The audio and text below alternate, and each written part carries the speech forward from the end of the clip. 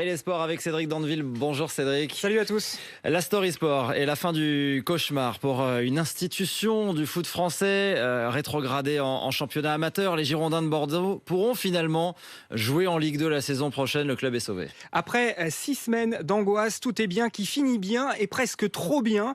Quelques minutes à peine après l'officialisation de la bonne nouvelle hier, le président du club était tout feu tout flamme. Gérard Lopez réagit sur Twitter, il poste ça.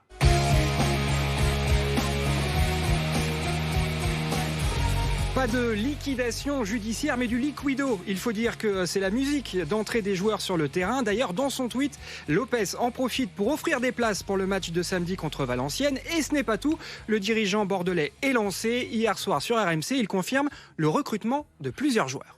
Effectivement, on aura, on va dire, entre 7 et 8 joueurs qui viendront.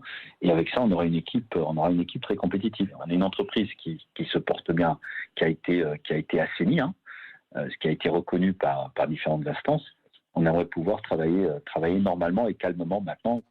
Un mercato ambitieux, une entreprise assainie finalement. Tout va bien dans le meilleur des mondes aux Girondins. Écoutez Thibaut Leplat, chroniqueur dans l'Afterfoot.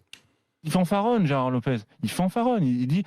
Bon ben voilà, on a fait notre travail. Enfin, on a reconnu qu'on n'y était pour rien, que depuis le début, c'est une sorte de complot contre moi. Il y a quand même un problème de gestion. Gérard Lopez, il devrait plutôt faire profil bas.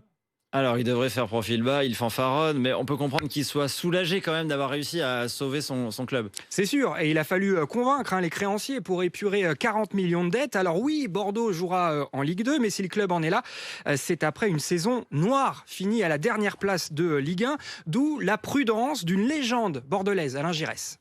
Je reste toujours prudent. Pourquoi ? Parce que la saison dernière, le sportif a malheureusement été très mal géré. Le club existe toujours, il est là, il est en vie. C'était une victoire, mais c'est pas une finalité.